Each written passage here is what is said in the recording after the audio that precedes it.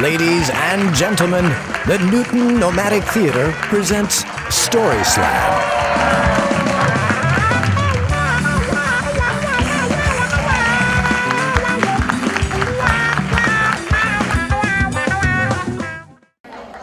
Good evening, everybody, and welcome to the Newton Nomadic Theater's Nomad Story Slam Election Edition.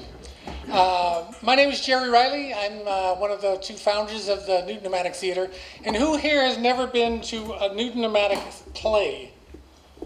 Wow. Great. We love that. So we urge you, get on our email list. If you bought tickets tonight, you are already on our email list, and we're going to badger you till the end of time now. I'm going to give you just a little bit about the theater. We started 5 years ago.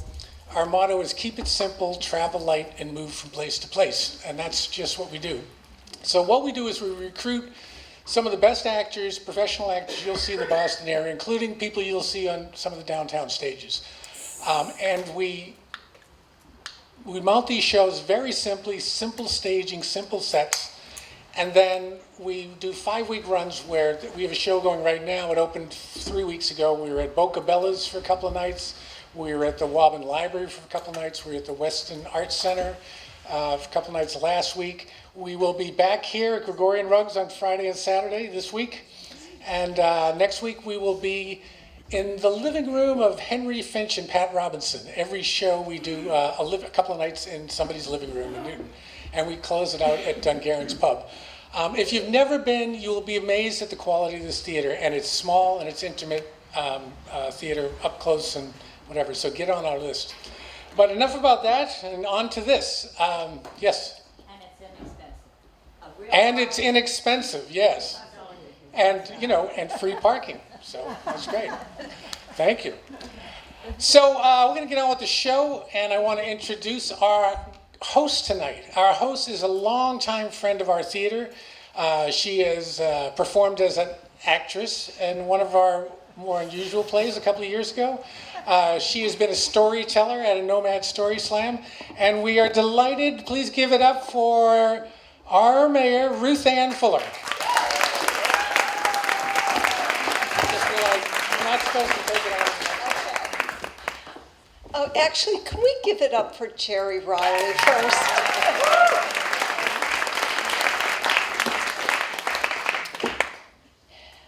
It was the best of times, it was the worst of times. It was the age of wisdom, it was the age of foolishness. It was the epoch of belief, it was the epoch of incredulity. It was the season of light, it was the season of darkness, it was the spring of hope, it was the winter of despair. So Charles Dickens has been swirling around my head for the last 2, 3, 4 months, partly because of what's happening in the world and in Washington, D.C., but I would also say a little bit because of what's happening right here in this good city that all of us love. It's the best of times. We have so many, a bumper crop of candidates. We are almost all of us Newton residents. Raise your hand if you live in Newton. Keep your hand up if you think we live in one of the best cities in the world. We have passionate citizens who care deeply about this good city. It's the worst of times. In this season of municipal elections, we've had signs stolen online. We've had questions about candidates' character. We've had, last weekend, a candidate's tire slashed. Right. It's the spring of hope. Just think about Jerry Reilly for a second. Many of us know him, and you literally can't say Jerry Reilly's name without smiling. And we have a lot of Jerry Reileys. in this city. This weekend and last weekend, think about all the kids who are painting windows in so many villages for Halloween. Think about the Patty's Road Race. Think about, I was at the St. Mary of Carmen Scholarship Dinner on Friday night at the Post 440.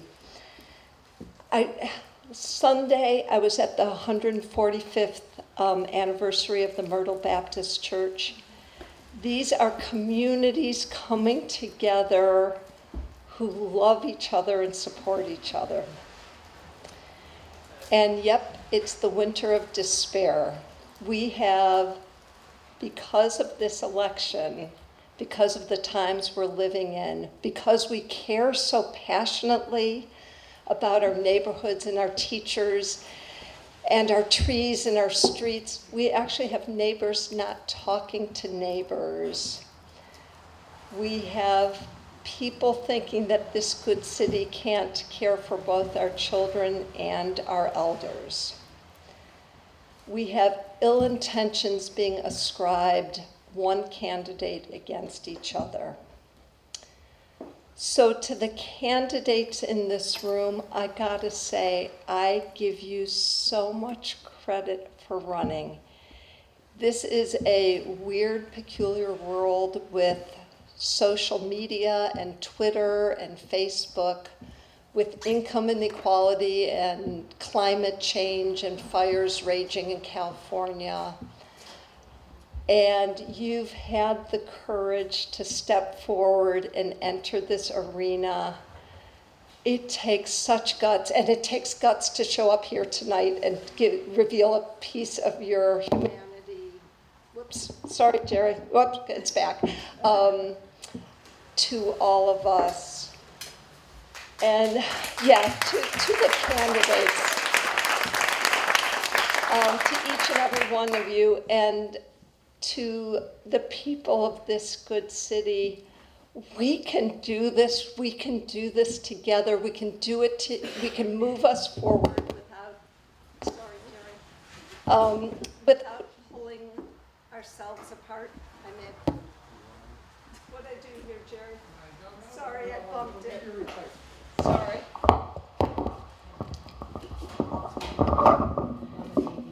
And to quote a TV show, I know winter is coming. And it's getting dark outside really early. But I really have faith. I have hope. It still seems like spring is around the corner. And I know to each of these candidates who sometimes are vying for only one spot on a school committee or the city council, I know that we actually have a heck of a lot more in common in our goals for this city and our love for this city. So let's celebrate all these candidates tonight and celebrate this good city that all of us are so lucky to live in. Hear, hear to the candidates. So we're going to have some fun tonight. Here are the rules. We're going to, we've got kind of almost the proverbial hat. We're going to pull names out of the hat. We're going to pull out 3 right now so you'll know which order. In between each candidate, we'll pull out another name. So you've got plenty of time to get nervous, unless you're the very first person. You got 5 minutes. Jerry's going to do a sound at 5 minutes, a second sound at 5.5 minutes, and then there's a huge hook that's going to pull you off the stage at 6 minutes. And if you get political up here, there's a trap door. Blah, blah, blah, blah, blah, blah, blah, blah. That's the sound, and the trap door is going to open. So all about you and nothing about politics tonight. And here are the first 3 names. Okay. Brendan Noel, you're number 1. Number 2, start getting nervous, Carolina Ventura. And number 3, Vickie Danberg. So there you go. Brenda, come on up. Anything else, Jerry, we need to say? Okay. And everybody, we're rooting for all the candidates tonight, okay? Huge round of applause, whoever's up here, okay? Oh, one thing for all the people coming up here that I ignored, don't touch the mic. Yes, sorry. I kept bumping it. All right. Technical difficulties, here we go. Bright lights, big city. There you go. Thanks, Jerry. Hi, everyone. Good evening. Does the timer just start, Jerry? Is that how this works? Okay. So, the year was 1997, and I had found myself unexpectedly single. And I did what any woman would do who found herself unexpectedly single. There was no Bumble, there was no Tinder, there was no Match.com. So I bought a softball glove, and I joined a co-ed softball league. Now, for those of you familiar with this, what that means is we play on Sunday morning in a co-ed league. And the women in these leagues are kind of a commodity, because if you don't have enough women, every fourth batter, if it's not a woman, it's an out. So you need women. So I was lingering around after my game, and a certain young man approached me. His name is Dean Fairchild. And he said, "Would you play in my game because we don't have enough women?" I said, "I don't mind if I do." He didn't mind that I was afraid of the ball and couldn't play. After the game, he invited me out with his team for breakfast. And I found myself having breakfast with 8 strangers, men. And I thought, maybe this is my victim story, but it wasn't. And at that point, he asked me for my phone number. And I was nervous. There were no cell phones. I wasn't going to give him my home number. He could be a creep. So I gave him my work number, neglecting to tell him where I worked. That Monday, he called the Boston Area Rape Crisis Center and was looking for me. And once he got through the initial screener, we spoke. And he said to me, "I'd like to go out on a date with you." And I was still young enough to not know what was good for me. And I had spent enough time on the couch to be told, if you want a different life, you need to be attracted to different things. He was very different. He was kind, he was smart, he was employed, and he didn't live with his mother. So I was in all new territory for me. So he said, "Can you go out Wednesday?" I said, "I'm busy." "Can you go out Thursday?" "Oh, I'm sure I'm busy." So finally he said, "How about Friday?" And I realized I was being a bit of a jerk, and I had no more excuses, so I said, "Fine, I'll go out with you on Friday." He hung up the phone, and within 5 minutes, at least 8 engineers from the organization that he worked at called the Boston Area Rape Crisis Center demanding to speak to me. And they said, "Friday night is Dean's 30th surprise birthday party, and you have now foiled everything. He is supposed to be at this restaurant at this time, and he just told us all that he's going out with you. So now you need to get him at this restaurant at this time." I thought to myself, I don't even like this person, but I am now the linchpin to this plan. So on that Friday night, we arrived at said restaurant at said time, and I am then greeted by 50 of Dean's closest friends. And a handful of women I think he was also dating. I just want to say that. And we were partying, and it was fun, and I really saw that, like, this is something I could see in my future. And Dean is from Baltimore. And for those of you who know Baltimore, Baltimore considers NASCAR and Indy an actual sport. They're car people. And Dean has been a car guy his whole life, and he loves cars. So at 10 o'clock, his friends gathered us all outside and said, "We're going to bring Dean's birthday gift up." And at that moment, a Porsche Boxster rolled up that they had rented for him for the weekend. Again, I didn't even own a car, so I thought, that's a nice car. And he looked, they tossed him the keys, and his face was beaming. And they said, "You have it for the weekend." And then he turned around, and he kind of looked at the crowd. overlooked a couple women, and looked at me and said, "Do you want to go for a ride?" And I said I would love to. And 2 days later, he brought me home, and we had driven up and down the coast of New England. We had dinner in Maine, breakfast in Newport, and 2 years later we were married.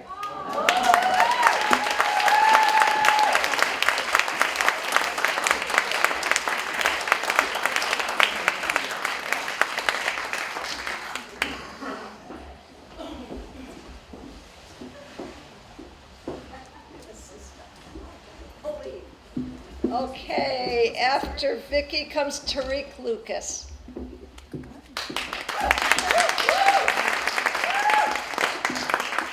Hi, everyone. I have a story about a near-death experience in paradise. All right. As a lot of you know, I was born in the Dominican Republic. I was born in Santo Domingo in the south of the country. And my family, my father's family, is from Santiago in the north. So as an infant, we moved to Santiago to be with his family. And I was there until I was 4, and we immigrated to the US. There were a couple of summers when I was very young where my parents sent me and my sister back to the Dominican Republic. We spent the whole summer there. And I still remember my grandparents' house at the time in a very rural place. It was made of cinder blocks, and there were 5 bedrooms on the left. Walls didn't go up all the way to the ceiling. It was very noisy, even at night. And in the back of the house, it was wooden, with these round wooden beams that were kind of stacked up. And there was a step to get out to the backyard so the chickens wouldn't get in. And the backyard was dirt with chickens and ducks, and my 6 or 7-year-old self loved this house, loved it, especially when a chicken got in. And to this day, when I can't sleep and you download those apps with the ambient noise, rain on a tin roof puts me right down, because the house had a beautiful tin roof, which occasionally in hurricanes got torn off, but that's another story. So I have this memory of this house, and the summer mornings where you'd go outside and lean a chair against the outside of the house and overlook what we abutted to, which was a ranch, a massive, massive ranch. And right what was behind the house was a field, an orchard. What do you call an orchard of palm trees? Orchard? I don't know. Rows and rows and rows of palm trees in perfect rows. And the sound of the wind and the breeze in those trees was unbelievable. And there were horses that grazed underneath those trees. These tame horses, they'd trot along and they'd eat the grass, and it was magical, right? So fast forward. I'm working in New York, I'm a lawyer, Zoe's in medical school, and I say, this is Zoe, my wife from Newton, I say, let's go to the Dominican Republic. It was her first time there. And we went to the Dominican Republic, we stayed with my grandmother, and we stayed there for a couple days, and we went then to the north to Playa Dorada in Puerto Plata. And we stayed at a resort, and we're sitting at the pool, and I'm like, oh, this is very nice, flipping through the activities, and there's horseback riding, and I'm taken back to those lovely horses grazing under those palm trees. I say, yeah, let's go horseback riding. And Zoe's like, really? Those of you who know Zoe know she's not a huge fan of animals. I mean, no offense to animals, but she's not a huge fan. But I'm like, no, we need to go horseback riding. We arranged it with the hotel. They put us in a van. They drive us out to the country, and it is gorgeous. These rolling hills with this track that kind of veers around the hills, and you can kind of see down. As you get up, you can see down into the valleys. Absolutely beautiful. So we're at the ranch. We walk up to these 2 massive horses, massive. And we say, who are these horses? And our guide says, this is Paco and Pancho. And I'm like, Paco and Pancho, that's amazing. I got Pancho, Zoe got Paco. We get on, they show us, okay, this is how you get on. It was a project. Zoe's about this tall. Project to get on these 2 horses. We get on the horse. I'm on Pancho, she's on Paco. We get in a row, the guide in front of us, then me, then Zoe. Well, Paco was feeling very playful and started kind of nagging Pancho, kind of biting his tail and nipping at his, I have a 5-year-old son, we call it tushy. Nipping at his tushy. And you know, maybe some horses would be open to that, but Pancho was not open to that, okay? And he starts kind of snorting and kicking back. And I've never been on a horse, ever. He's kicking back, and you can hear his internal monologue where he's like, Paco, I swear you do this one more time. And Paco did it one more time. And Pancho rears up, and the guide is yelling at me to pull and to be assertive. He's saying, be assertive, be aggressive. I don't know what I'm doing with this horse. Finally, Zoe's screaming, we calm down. The guide is like, okay, I'm gonna split up Paco and Pancho. So I'm riding in front, the guide is in the middle, and then Paco's in the back. We take off. We haven't even left the gate, guys. But we're like, okay, we're good. Okay, we're good. So we start trudging along, and I'm back into this is amazing, right? This beautiful countryside. The horses are plodding along. We're going to the path, and we see a gigantic pig. Huge, like 350. I don't know. It was big. It was really, really big. And I asked the guide because I'm riding Pancho, and Pancho's a little skittish, clearly. So I'm like, is this going to be an issue? Is this? No supongo que esto va a ser un problema, ¿no? And the guide goes, ay, no se preocupe, señorita. But like with real conviction, so I'm like, okay, this is gonna be fine. We ride by the pigs, the pig kind of looks up. It was, honestly, I had nothing to worry about. The pig was so big, it couldn't possibly have gotten up and chased us, right? So we go, and I'm gaining trust with Pancho, I'm gaining trust with the guide, because the guy said it was okay, and it was okay. I'm like, we're building here, we're good. And we keep walking, and I see ahead a horse, another horse, a horse by itself, without a saddle, without a person, just munching, minding its own business. Pancho sees this horse. Pancho's interested. We plod along, and the horse looks up at us, and is like, I see you. I got my eye on you. We keep trotting along. The guide, who's riding behind me, comes up next to me, and I look at him, and he's like, in kind of a stage whisper, he goes, Señorita, no hay problema, pero calladita. And I'm like, that's not reassuring. That's not, he's saying, don't worry, but be very, very quiet. Right? It's a problem. It's a problem. So we go, we're marching along, and this horse, you could kind of see its gears turning, and it looks up at us. It shifts its weight, and it takes off running. Not down the path, but down an embankment. And Pancho is up for the challenge. He goes right after. I'm holding off. I don't know what I'm holding on. The saddle, the reins, its hair. I don't know what I'm holding on to. I'm screaming. I hear Zoe yelling in English. The guy doesn't speak English. He doesn't know what she's saying. Screaming hysterically. He runs up next to us, grabs the reins just long enough for me to jump off.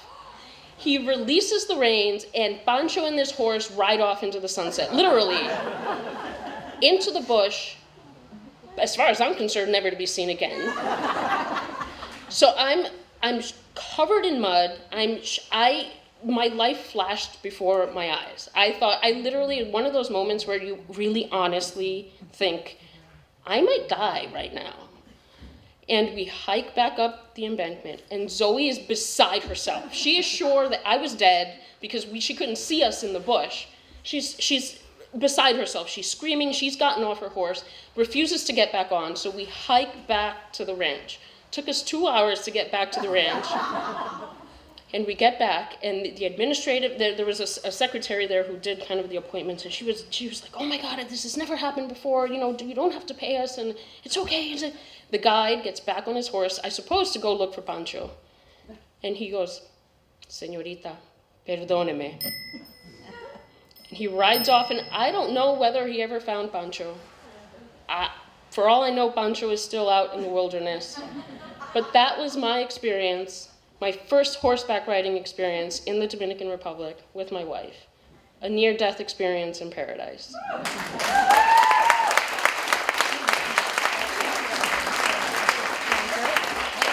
That's why it's my policy, stay away from horses. And that was Carolina Ventura, Ward 3, ward-only seat.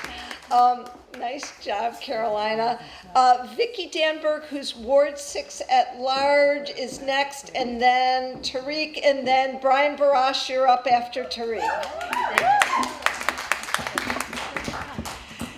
Thanks. I can see very little out here, but is there anybody out here that knows a helicopter parent? Okay, we got a few. Well, I'm not a helicopter parent. Definitely not a helicopter parent. Let go of the microphone. Do not touch the microphone. So when my now 30-something-year-old daughter was 10, she was invited to go to Mexico to a little place called Emiliano Zapata. It's just below the Yucatan, to a cattle ranch that belonged to some people, some Mexicans that we knew as friends. We had made friends with each other and established an exchange with our children so that their kids could come up here and learn English, live with us in summer, and our kids would go down there and do the same thing. 2 years before, when she was 8, she had gone with her 2 older brothers, and that was an experience that she never wanted to repeat again. The 2 boys had things to do that summer, so she had an opportunity to go, and she was raring to go. So we put her on the plane. We were able to get those tickets. I think they were $35 back then. You could pay an extra $35, and the airline would take care of your child and get your child to the people that were picking her up at the end. She had to go Boston, Dallas, Mexico City, Villahermosa. They were picking her up in Villahermosa and driving her an hour and a half to Emiliano Zapata. She at least knew the people, and she had had a little bit of Spanish experience. So we put her on the plane. They said, we'll call you at the end of the day when she's in the hands of the people. So that's a signal that you don't want the phone to ring. The phone rang. I was a little bit, let's say it's 4 hours later. I was prepared because the summer before, we had sent our then 15-year-old son by himself to Puerto Ayacucho, where he was going to live with the director of the Project Amazon, Proyecto Amazonas, and spend 8 weeks there. And the person that he was staying with in Caracas to catch the flight in Caracas called us and said, Vicki, hi, I've got some good news and some bad news. The good news is that Andrew got on the plane for Puerto Ayacucho. The bad news is that the plane makes a stop halfway there. He didn't know that it wasn't Puerto Ayacucho. He got off the plane. His luggage stayed on the plane. He realized when the plane was going down the tarmac that it, it was, he should have been on it. But the really bad news was that there was only one plane a day that went into that plane. So he managed, he found a place to stay, he did okay. So Meredith, the phone rings. It's the flight attendant who says that the flight from Dallas to Mexico City had been canceled, and we could do one of 2 things. She could turn around, take the next flight back to Boston, and start the whole process over the following day, or she could stay in Dallas, and they would put her on the first plane in the morning, and they would make the arrangements, make the phone calls, make sure that people picked her up. So I said, all right, we'll ask Meredith. Meredith is a 3rd child. 3rd children, they're a lot easier in some ways because you don't pay as much attention to them as you did to your first 2 kids. So she said, I said, all right, let's ask Meredith. Meredith says, where am I going to stay? Well, at the airport, Hilton. Is there a swimming pool? So yes, there was a swim. I'll stay. So she stays. The following day, they get her on the plane, they put her, make all the arrangements, and she, the end of the story, of this part of the story, is that she makes it fine down there. They pick her up. The flight attendant, however, said, Mrs. Danberg, I really have a story that I have to tell you about Meredith. Last night, we took her to dinner, and she went to dinner with me, and as we tell all the little kids, here's the menu, you can order anything you want. And usually, kids order chicken fingers or pizza or macaroni and cheese. I said, what did Meredith order? She ordered boiled Maine lobster.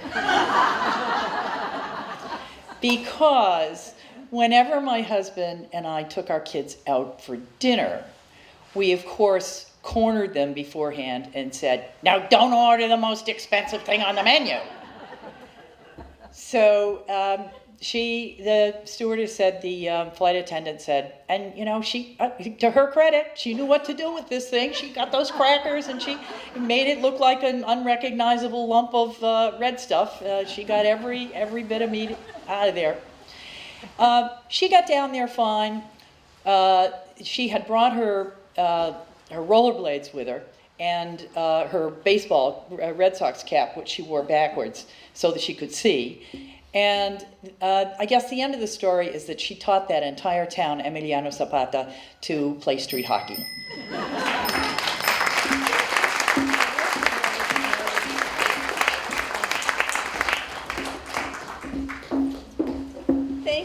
Thank you, Vicki, and welcome Tariq Lucas, Ward 2 at large. Good luck, Tariq. And then Brian, and then Alicia Bowman, you'll be after Brian.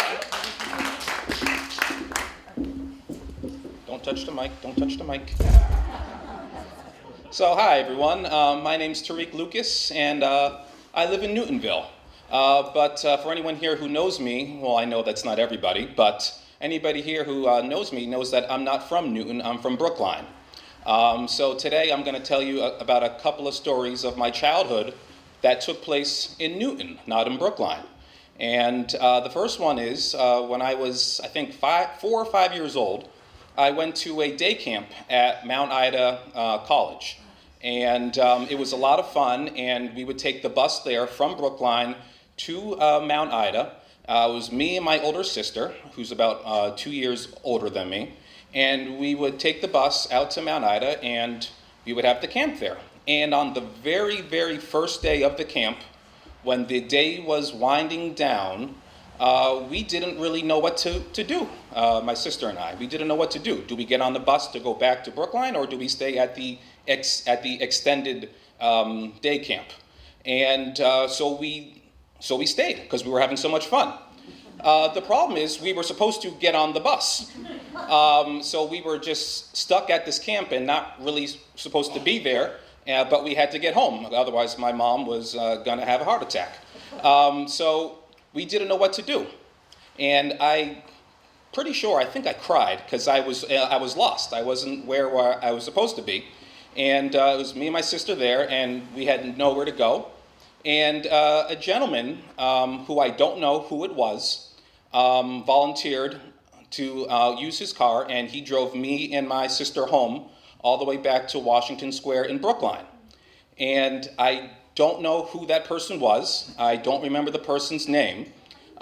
This is now over 30 years ago, and better late than never, but I just want to say to that gentleman, thank you for driving us home. I really appreciate it.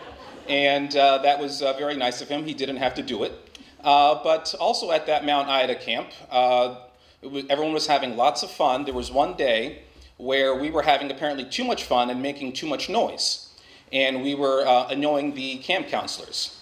So one time when we were having an activity for arts and crafts, they had this contest. Whoever could remain quiet the longest would win a pack of M&Ms. And so at that time, I really liked chocolate. I liked M&Ms. So I did the proper thing. I shut the hell up, and I tried to win those pack of M&Ms while I would remain quiet for about a half an hour to an hour. Well, I won. I was actually quiet for a half an hour or for an hour, and I earned that pack of M&Ms. So that was really cool. The other story I want to say about a different day camp when I was much older, I think I might have been 10 or 11 years old, is that we went, this is me and my brother now, we went to a day camp at Camp Chickamee, which was in Wayland, I believe, but the bus would pick us up at Four Corners in Newton Highlands. So what happened was my mom would drive me and my brother out to the Four Corners in Newton Highlands. I think we would pick up the bus out in front of where it's now the Walgreens. And I don't know if it was a Walgreens back then, but I'm pretty sure it was. And the bus would pick us up there, and it would drive us to Camp Chickamy out in Wayland. And that was a very fun camp, lots of fun. You know, we played dodgeball and kickball, and we did swimming, lots of hikes, lots of fun. Actually, I did that for 2 summers. So it was a lot of fun. But there was one day where we took the bus back from Wayland to Newton Highlands, and only this time my mom was not there to pick us up. And 1 minute turned into 5 minutes, 5 minutes turned into 15 minutes, and it might have even been 20 minutes, and we are just standing on the corner at Newton Highlands, not knowing where the heck we are, me and my brother, and we are very worried. And this time, I know for a fact I did cry. And I was nervous. I cried a lot when I was a kid. But my brother, to his credit, didn't really cry at all. He was telling me, my younger brother was telling me to hold it together, and eventually someone was going to pick us up. My mom was going to come and pick us up. And I think I even went into one of the stores around the corner to make a phone call just to figure out where everyone was. Why are we still here? And then no one came, and I was still crying. So what happened was a police officer eventually came around, got out of his car, and asked, "Hey, is Tariq and Ronald here?" And then we said, "Yeah, we're here." And that police officer then drove us back to the police station, where we were waiting at the station for my mom to pick us up. My mom apparently had car trouble, and this, of course, is all before cell phones and all that stuff. And we were stranded, and she was able to get to a phone, call the police. The police picked us up, drove us back to the station. Oh, my time's almost up. So I just want to say, again, to that police officer who picked us up that day, thank you. I really appreciate that ride back to the station. Thank you.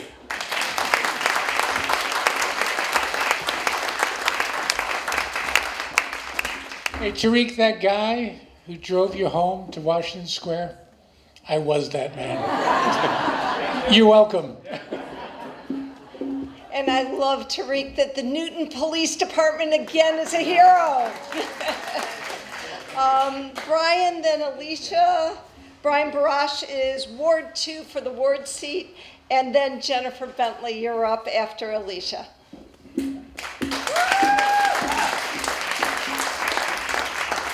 Thank you very much. So it's my third night in a row speaking in front of people, and I'm really glad I'm not giving my stump speech tonight. So this is the story of my engagement to my wonderful wife, Claudia. And we're practical people, and we had talked. She sort of knew it was going to be coming eventually, but wasn't quite sure when. And so I planned to meet up with her best friend, Mandy, who I knew she had talked to about the ring. And so I was like, Mandy's the best place to go. She knows exactly what Claudia wants. And I knew that Claudia's father had bought her mother's ring from Barmekian Jeweler. So I had this whole plan. Okay, great. We're going to go to Barmekian Jeweler. I'm going to go with her best friend. And it worked out perfectly. We got exactly the ring that she wanted, and I was able to do it without Claudia becoming too suspicious. And I got home, and I hid it in the back of my desk. And I had a whole plan for how I was going to pop the question, but first I had to get there. So a few months of waiting with the ring in the back of my desk, get home every day, check the back of the desk, good, it's still there, as I'm sure you know if you've been in that situation.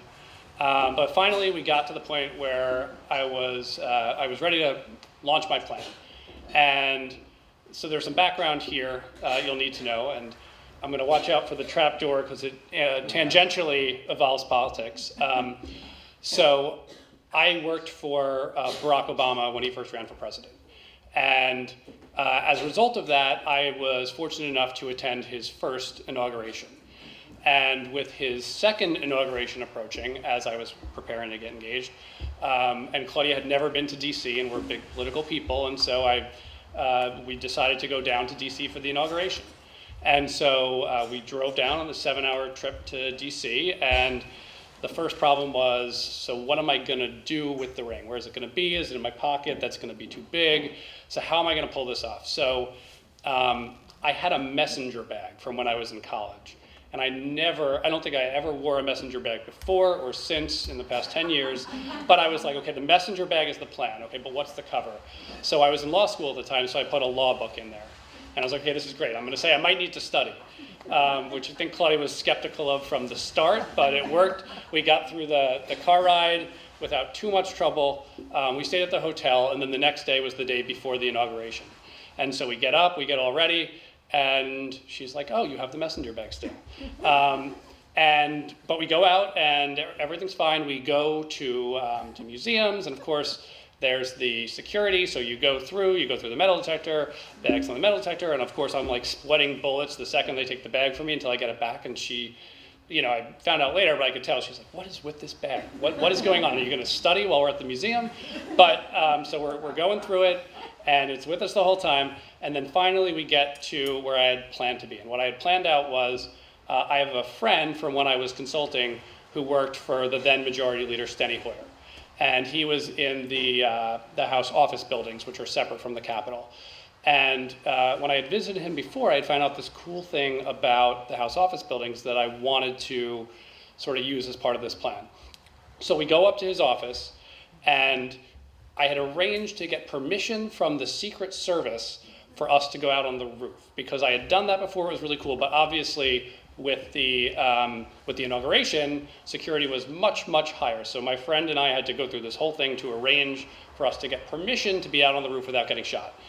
And so we got there, and you push the chair up against the window. That's how you get out, and you climb out the window to get on top of the House office building. So we climb out the window, and my friend's there with us, and it's honestly, it's a stunning view. It's amazing. You look out over the whole mall and over the Capitol, and while Claudia was busy being stunned, I got down on one knee and I proposed. And it took about 5 seconds for her to realize it, because she was still just so blown away by the view. But eventually she looked down and she said, and thankfully she said yes right away. But the next thing she said was, that's why you had that messenger bag. And that's how we got engaged. Thank you.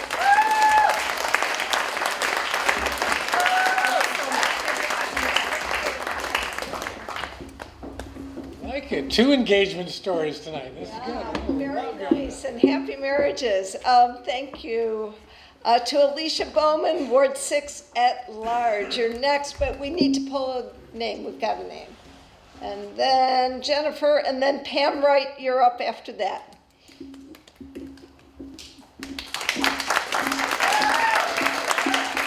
Hello, wow, these lights are seriously bright. Okay, so I'm really glad I decided not to tell the engagement story. So I'll have to save that for another day. Okay, so something a lot of people don't know about me is I was in marching band. 4 years of high school, 4 years of college. I loved it, some of the best time of my life. Had a fabulous experience. I went to the University of Maryland, Terrapin. I was there in the early 80s. This is, Boomer Esiason and Coach Bobby Ross and, and unfortunately Lenny Bias as well. And I was, so I had really great experiences in marching band, but I had this one particular experience that stood out that luckily turned out okay because I'm here today, but it could have been much worse. So this was November 17th, 1984. Maryland is playing Clemson, and if they win this game, they're going to the Sun Bowl. And the game was unfortunately not at Byrd Stadium in College Park, but instead was going to be in Memorial Stadium in the heart of Baltimore. And so instead of 30,000 very active Terrapin fans, it was 30,000 Terrapin fans and 32,000 very angry Baltimore Colts fans. So why are they angry? They're angry because 8 months before this, Baltimore Colts, in the middle of the night, snuck out of Baltimore and moved to Indianapolis. Who helped them move? A moving company out of College Park who hired mostly Maryland football players. So they had a little bit of a grudge on their shoulder. So here we are in the marching band, we're sitting in the stadium, the stadium's getting really rowdy. We're winning, we're pulling ahead, but it feels sort of angry. And you notice all of a sudden that there start to be a lot more police officers showing up. Now it seems like the entire Baltimore police force is down on the field, at the edge of the field. And then somebody comes up with this great idea that they should take the band and put them down on the field. So that in case the fans get really rowdy and they manage to get past the police, that the band will be there to stop them from going out onto the field. So they march us down, and we do with good little soldiers. We get lined up, shoulder to shoulder. I have my flute with me like this, and I'm looking at my friends left and right, and I'm saying, this doesn't seem like a really good idea. People are pushing, and the cops are punching people and telling them to try and drag them off, and we're just starting to get nervous. And luckily we had these 3 amazing drum majors. Those are the fancy people up front who, tell you what to do. And they had a plan. So their plan said, just listen for the whistles. We're gonna blow the whistle 3 times, and when you hear that, just listen. So we're waiting, and we're getting more and more nervous, and it's almost the end of the game, and it's 41-23, so Maryland's gonna win. So not only do you have the drunk angry people who wanna come out, but you got the probably drunk college students who want to come out. It's feeling pretty bad. 60,000+ people in the stadium. And we hear the 3 whistles. And the call comes out. Left. Forward march. Double time. And we run all the way into the stadium, through the fire door, and we keep going for blocks until we find the buses. And so I made it out of the stadium alive, as did my other 300 members, and and that's my story. So thank you.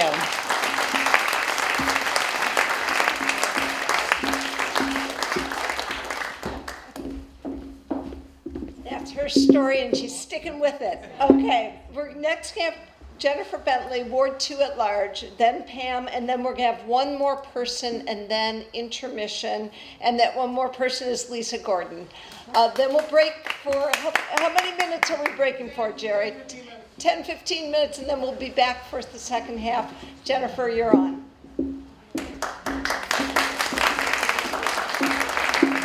weren't kidding about the lights, it's bright. So I'm going to tell you a story about my long dead cat, Sophie. I promise it's not that bad.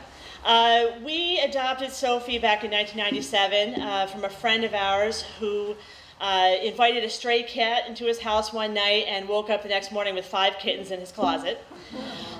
We were living in a college apartment, basically, in Brighton that didn't allow cats, so we brought the cat home.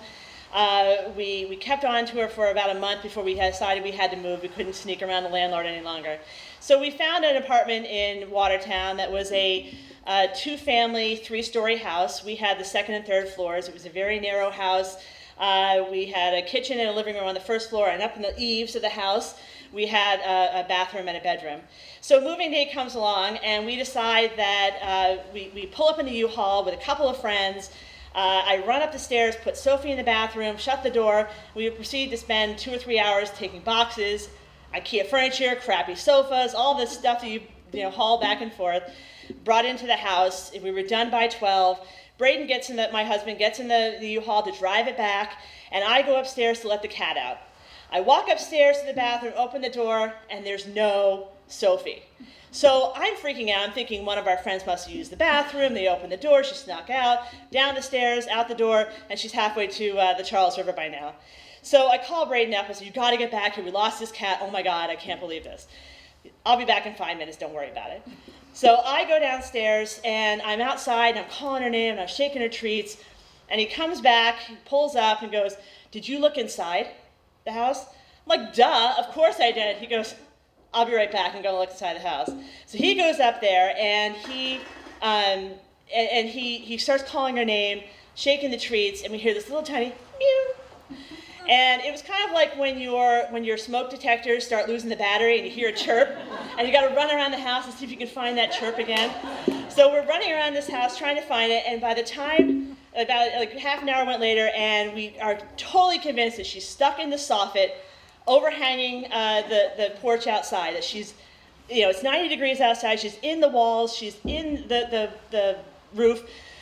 Oh my God, how do we get her out? So we decided that we need to get a ladder. Now, we're renters, and we're living in a community of renters, and no one has a ladder. So I call up one of the tool rental places, and they go, yeah, sure, we have tons of ladders. It's going to be $44 an hour. My cheap husband goes, there's no way I'm spending $44 to get a cat out of a roof. We've got to find a different way. So I said, okay, we'll find something else. And Braden has this great idea. Let's go down to the fire station. I bet they have lots of ladders down there just sitting around. Like, okay, whatever. So we drive down there. We walk in, and they're all just sitting around. It's a lazy Saturday. Nothing's going on. And we talked to this guy. He's like, I totally have a ladder. Don't worry. Give me your address. I'll bring it up to you. Great. This is fantastic. Braden's excited. He's just got $44 back.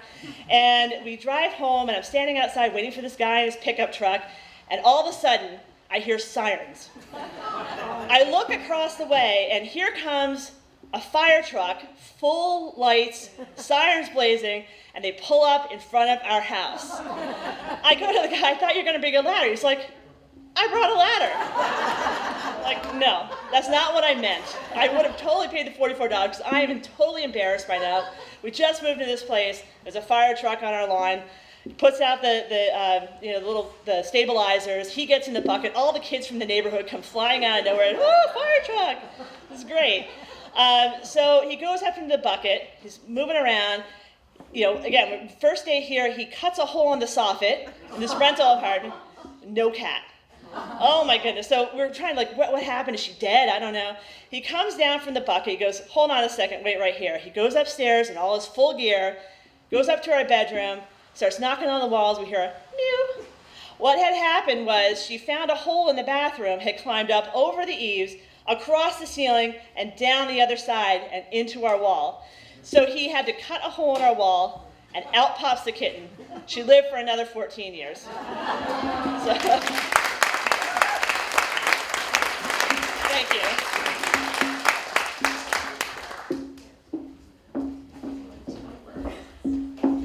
Okay, so we have heroes in the police department and the fire department. Excellent.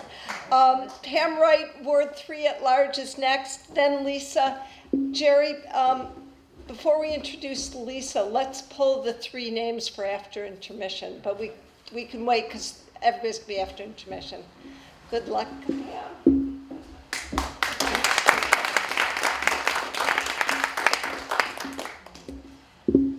It is very bright. So this happened about 18 years ago. My son was 4, Sean, and my daughter was 1. At that time, I was working for HP Medical Products, and I was working 4 days a week, 4 10-hour days, and I would have, I think Wednesdays was off. And I had to do something downtown for like 15 or 20 minutes, and I told the kids, well, we're gonna go downtown, I gotta do this thing. And since we're down there and we're members of the aquarium, I said, we'll just pop into the aquarium for an hour. And it's late in the day, it's about 4 o'clock or so. And as members of the aquarium, you can get discounted parking right next door to the very tall parking structure. So I go in, and it's full because of all these people from downtown that work there. We get to about the 6th floor, found a spot right in front of the pad, in front of the elevators. We're like 15 feet from the elevators. Great spot. So it's the winter time. I get the stroller out, I take the kids out, they got the winter coats, the whole bit. We get to the elevators, push the elevator, and we're waiting for the elevator to go down. And my son says, I want my gloves. I'm going, it's only 70 feet to the aquarium from here. And I'm from Wisconsin, I'm going, this is not even winter, you don't need your gloves. He's like, I need my gloves. I'm like, okay. So just stand there. I walk 15 feet to the car, right in front of the elevator. Gloves are in the back seat, I'm digging it out, I hear a ding, and I look up, and the doors are closing, and my son is gone. So now I'm on the 6th floor, I have my 1-year-old in a stroller, and I'm going, oh my God, oh my God, oh my God, what do I do? I have a bad ankle. Do I grab my daughter, run down the 6 flights of stairs and meet him at the bottom? I'm thinking, I'm not gonna make it there in time. Is he just gonna ride the elevator up and down? Wonder if I go downstairs and then he's upstairs. Does he know what floor we're on? And so I'm like, oh my God, and I'm just pushing that elevator button, boom, boom, boom, boom, boom. It's like, it's not coming, and I'm like, I'm gonna wait here and wait for the elevator. And all of a sudden the elevator does come up and it opens, and it's the other elevator. And there's all these people coming out, and I'm going, did you see a little boy? And they're like, no. And I'm like, oh my God, my heart is just dropping. And I'm still like pushing. I'm just saying, maybe he's just riding the elevator and he'll be in the other elevator. And finally the second elevator, which the one that opened originally, opens up, people are coming out, and I said, did you see a little boy? And they're like, yeah, he was down in the lobby. And I said, okay, great. And so I jump into the elevator, and it's like taking forever. And we go down and we open up in the lobby, and it's full of people, leaving work, going to their cars. I can't see him. And my heart is just dropping. I'm like, and I'm pushing my daughter, and we're going through, and finally I see him in front of me. And he looks at me and says, what took you so long?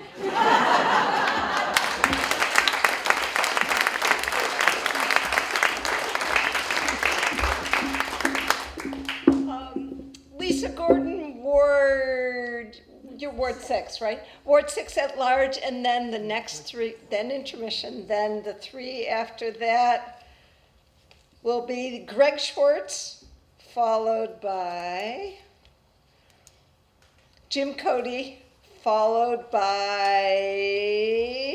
Cathy Winter.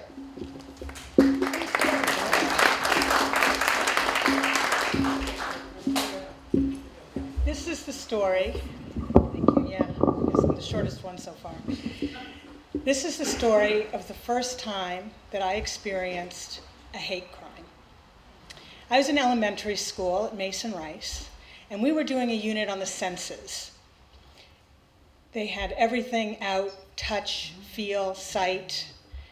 And I won't forget that unit ever, because every time I open a bottle of vinegar, the rush of that smelling of vinegar and tasting of vinegar throws me right back to that time. During the unit on sight, they matched my class with the same class that was next door to us, with different teachers. And I was paired with Lori. I'd never met Lori before. And they put us in what was my classroom. They were using both. And they said to us, now come sit here. And I remember the corner. It was the reading corner, and there was a bookshelf. And they said, you two have to look each other in the eyes for the next minute. It is not easy to look at somebody in the eyes for an entire minute. You should try it. What they did is they had us sit very quiet. They turned the lights on, they turned the lights off, and Lori and I looked at each other, our pupils growing larger, our pupils contracting. We spent that minute staring into each other's eyes. And when the minute was over, we were best friends.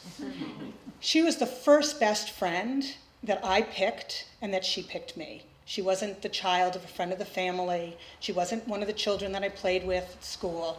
We were truly best friends that were drawn to each other. And we spent the rest of elementary school being really good friends. Towards the end of 6th grade, we all knew that we were going to be moving on. Myself and 2 other kids went to Brown Junior High. The rest all went to Day. Not clear exactly how that split happened. And my friend Lori went to private school. And we stopped being close friends at that point. We had started to grow apart. Now I'm in junior high, and it's a whole new group of people because I was one of 2 other kids that came, one who was a boy, and 2 boys. And so I had to meet new friends. I found myself sitting across from Sharzad Farouji. She was a beautiful girl with olive skin and long black hair who refused to tell me for weeks on end where she was from, because it turns out that she was Iranian. And this was the early 80s, and the hostage crisis was taking place, and she had come from Hyde, where she had experienced a lot of teasing and negative feeling because she was Iranian. I, for the life of me, could not figure out why she refused to tell me. It didn't occur to me that anything that was going on that far away from me had anything to do with my life here. And she became my second best friend, and I chose her, and she chose me. And she was amazing. we used to go out to lunch. We'd go to Brigham's. There used to be a Brigham's in Newton Center at the corner of Center and Beacon Street. And it was where everyone went, and it was awesome because you could get a hot dog hamburger, French fries, and a soda for 99 cents. So we loved it. And we're sitting and we're chatting, and I remember the booth, and I'm facing the wall that was here. It was in the second eating area, a big glass window that overlooks the church and Beacon and Center Street. And all of a sudden I get this ping on the back of my head, and it is very painful. I don't know what it is. Happens again. This is strange. I look at Sherry, I turn around, and there is my former best friend, Lori. There was no acrimony when we stopped being friends, but there she is with another friend, I assume from her new school. And they are chucking pennies at us. Now, I don't know if anyone here has ever been pummeled by pennies, but it is incredibly painful. And they continue to do this, and it was confusing, but we finish our food and we leave. Sherry and I say, you know what, this just doesn't sit right with us, and we were confused about what to do. When we had a couple of dollars, we took them up to the cash register at Brigham's, and they gave us 2 or 3 rolls of brand new wrapped, shiny pennies. We unwrapped these pennies, and we filled our hands with these pennies, and we waited at the light around the corner at Beacon and Center Street, because as everyone here who lives in Newton knows, you always have to wait at the corner of Beacon and Center Street. And as Lori and her friend came out, we crouched down and we took our pennies and we sprinkled and showered them with a beautiful coppery shower that glistened in the sunlight and rained down upon them.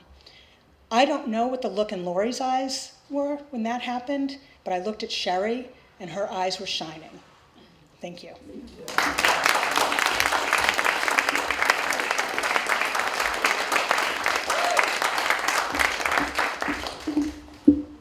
2 more rounds of applause, one for the candidates who've already spoken. And the second, where's Scott Gregorian? Is he around and about? The other is for Scott Gregorian. Thank you for hosting so many good things here. Okay, that's great. We've got the next 3, which are Greg Schwartz, Jim Cody, and Cathy Winter coming up. But we're kicking off the second half with our special invited guest storyteller. This guy has been a city councilor for 10 years in my local ward. John Rice is just a fabulous guy. I'm a big John Rice fan for a whole pile of reasons. But he does all kinds of things in the community to bring people together. The Village Days and just last weekend at the Hyde Center, the Halloween House and all kinds of great stuff.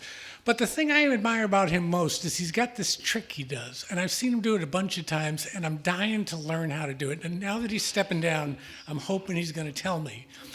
He snaps his fingers and 50 pizzas appear. I've seen him do this over and over and over again. It's amazing. Anytime anybody asks me about John Rice, I always say, John's a listener, he's not a talker. But tonight, he's going to be a talker. So welcome, John Rice. And the only reason I'm telling the story, at the end of every summer, we have Summer in the Highlands, and Jerry does the last event of Summer in the Highlands. He does this story with it. And so we were cleaning up the stage, and I told Jerry a story, and he said, I'm going to book you on my next event. So unfortunately, that's why I'm here. I'm not running for office. So it's really a story about with the aging in place. And in the 1970s, it didn't exist. And about how my parents, with its decision to age in place from the 1970s on.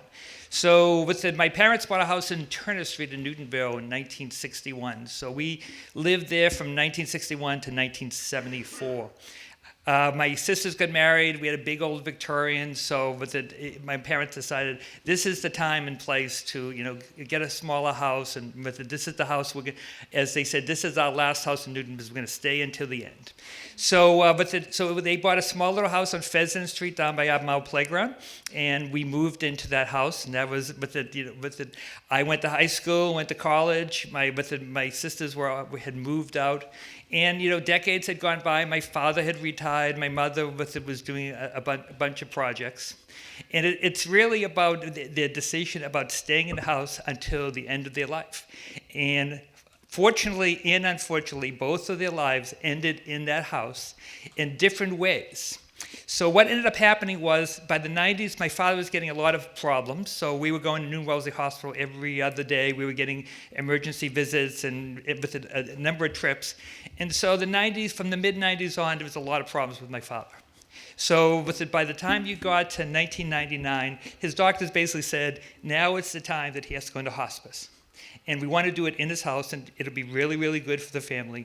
And it really was. So they hired Hospice of the Good Shepherd in Woburn, and they kind of brought everyone together and said, okay, this is how it's going to be. And so they said a month or so, this is going to be at home, and everyone can deal with it. And so I was in New York City one day, and so my sisters called and said, it's time to come home. Your father's in a coma, but what's happening now is you have to get home as soon as possible. So I got on a shuttle, got back to Boston, got into Newton, and I got in around 2 o'clock in the afternoon or so. So my father was in his bedroom, where all around in the bedroom, my sisters, my brother-in-laws, my mother, and so it went on it started around 2, and went all afternoon, and went into the evening, and went into the next morning. And so what ended up happening was the hospice says, we're staying out of it. When it's ready, we'll call us and we'll take care of everything. So at 2 o'clock in the morning, my father passed away. He opened his eyes, he looked somewhere else, closed his eyes, and it was over. And we all kind of sat together, and it was like a mini wake. Because a typical Irish wake is there's laughing, there's crying, there's alcohol. My mother passed out beers at one point. So it was a real Irish wake where you go back and forth between being happy and being sad. So everyone kind of sat around, and it was a very nice experience because we were together all day together with my father. So what ended up happening was the hospice showed up at 3 o'clock in the morning. She came in, she handed us a death certificate. She said, basically, I've taken care of everything, but said, we're going to have the funeral home show up in a half hour. And then she came back in 10 minutes. She goes, I made the beds, everything's taken care of. And it was like over. It was like it just disappeared. So the next day went for the wake and funeral and everything else. So we really liked how that process happened.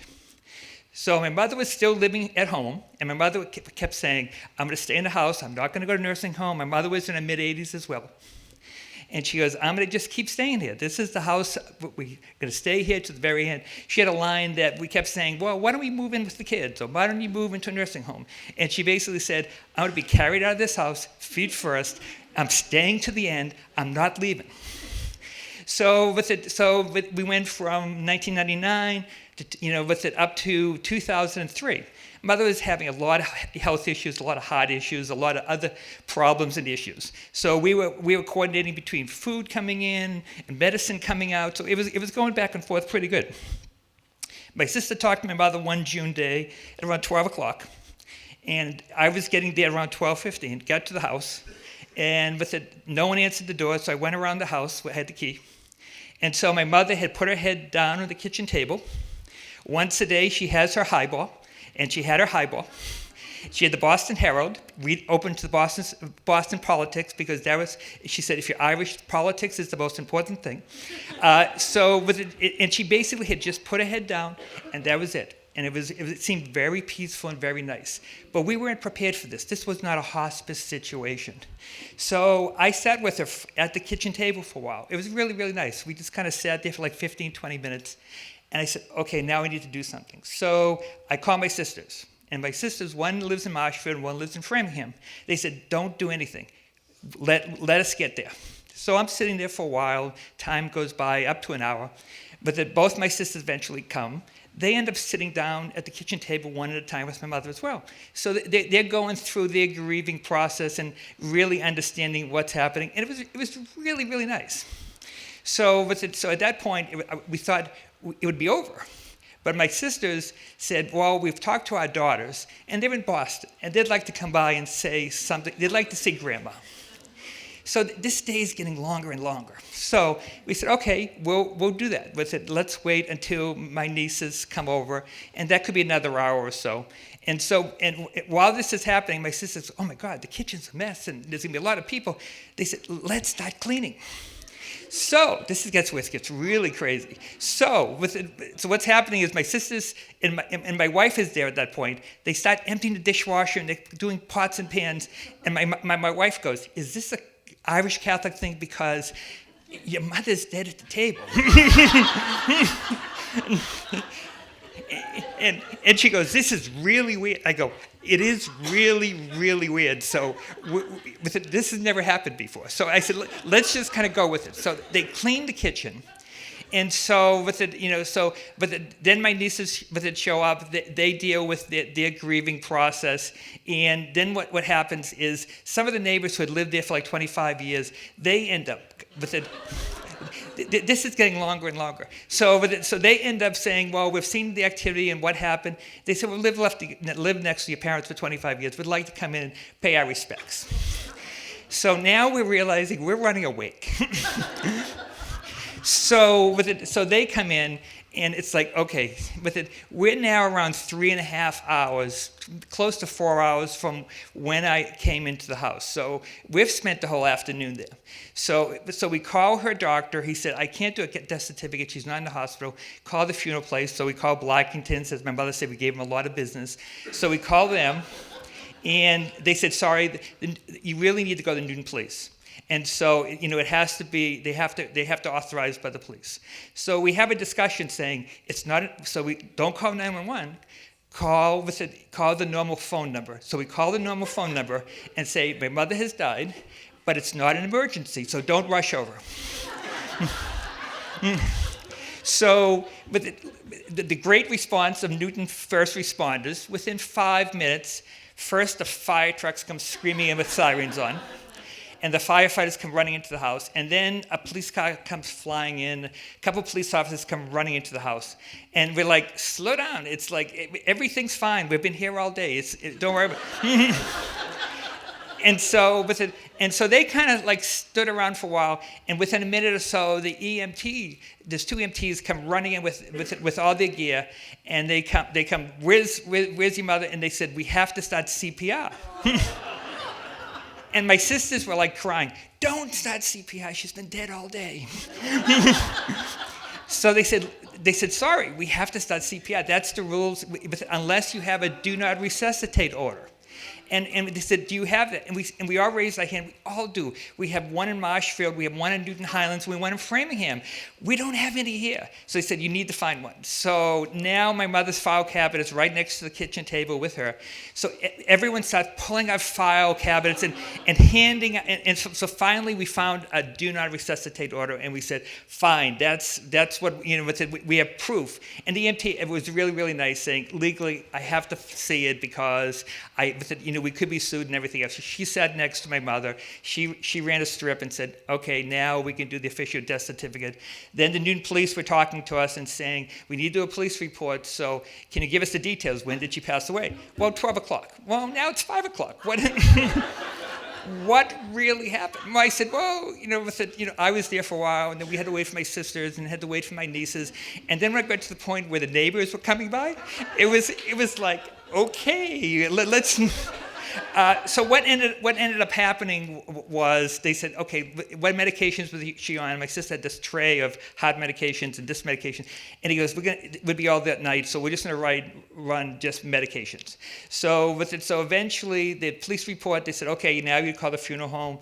Blackington shows up again, and this time he takes my mother on, but this time we're with her. And at that point, my sisters are saying, wow, she said, I want to be carried out feet first. And that's the way I'm leaving this house. And they said, yes, we'll swing her around. They carried her out feet first. And literally my sisters were saying, she's done what she wanted to do, and she was carried out feet first. And so I'm hoping in 30 years, when I'm from 60 to 85 and 90, that I'm still in my house in Newton, and I hope my family and friends are with me. And if I do go, it would be great if all the neighbors and friends come by and see me before I leave. Thank you.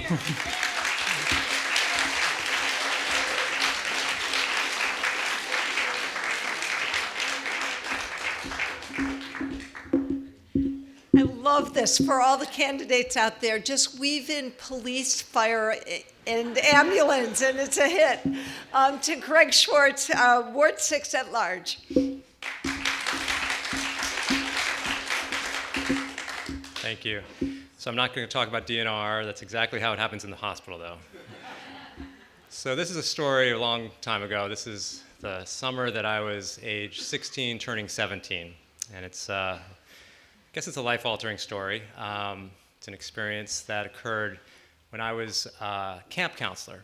I was a city boy. I was actually from New York City, and I went to a sailing camp in Cape Cod that I loved. I went every summer from age 10, and every summer I felt more and more excited about sailing. There was all these opportunities. There were all the other sports too, but sailing was really the thing that I loved, and I got really good at it, I felt. Racing, teaching some of the campers. And this was going to be the summer where I was finally a counselor, a sailing counselor. And so very excited. My friend, another sailing counselor, Todd, and I had our first day off. It was late June, hadn't even hit July 4th yet. And our plan was his family had a boat about 2 towns over, a catamaran, a Hobie Cat 16. And we were going to sail it, you know, 2 sailing counselors, proud and knowledgeable, and nothing could stop us. So we went to the house, we got the boat out. It had been away all winter, so it had to be put together. So we started trying to put it together. I'm not sure where his parents were, but so here we are, 16, 17-year-olds trying to put together this boat. So we knew how to put together boats. It's a little different from the boats that we had at camp. But so we start putting up the mast. We attach that. And we attach the shrouds, which are the ones that hold the mast up. Couldn't find a couple things. Started looking, found them. We found a piece of rope. We weren't sure what that was for. Put that aside.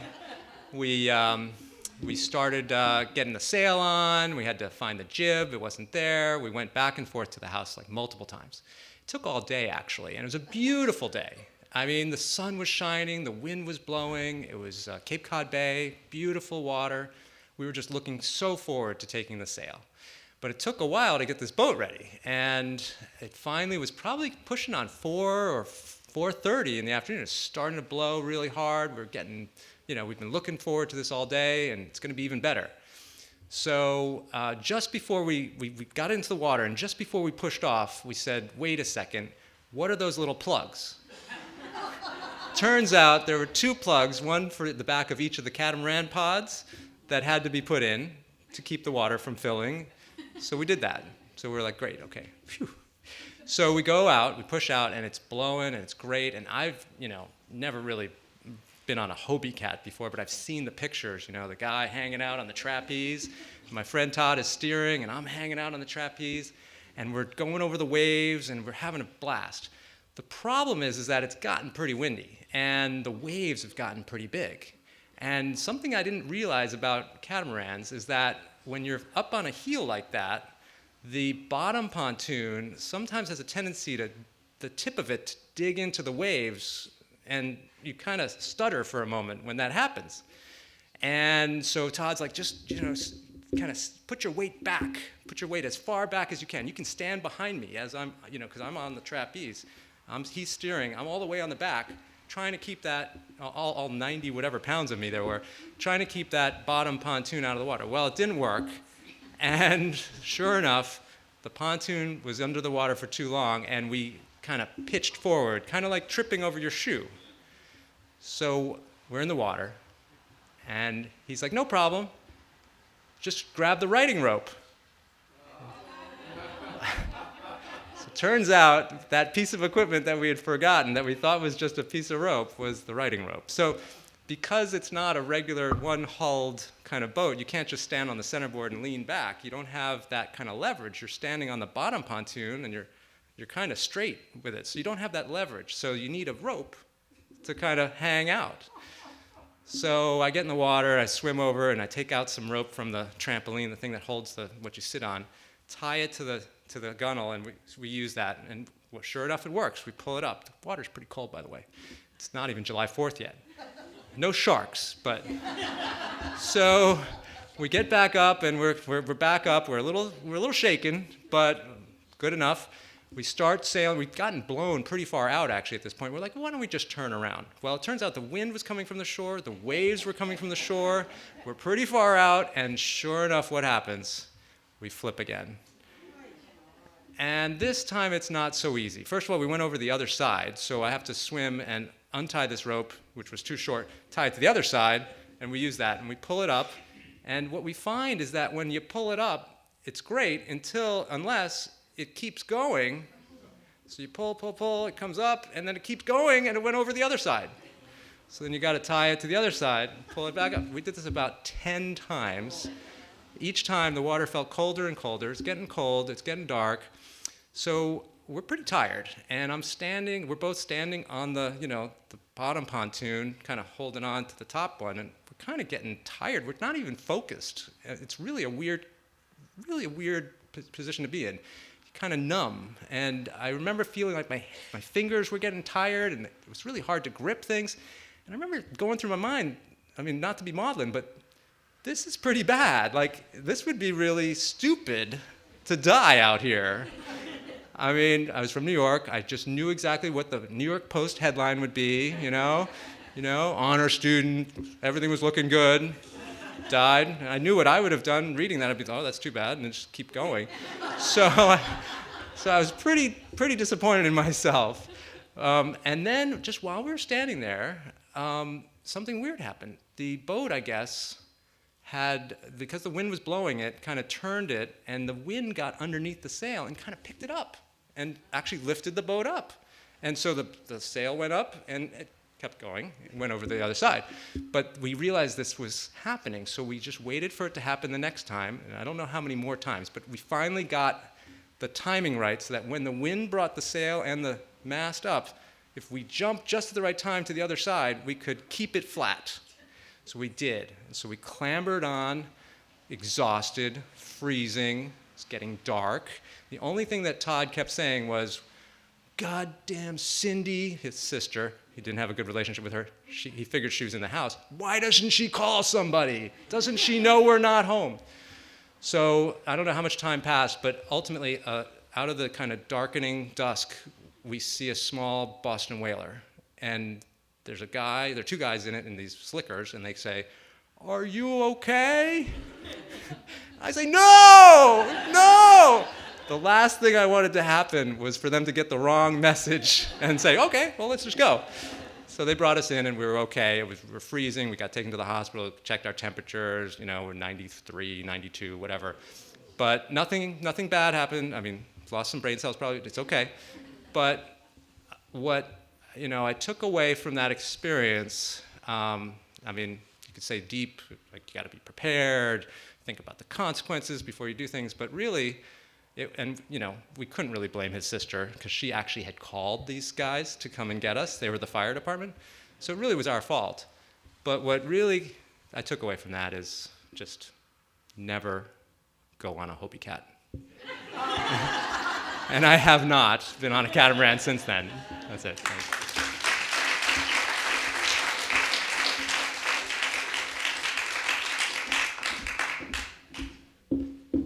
Okay, you noticed that Greg slipped it in at the end. It was the fire department. Okay.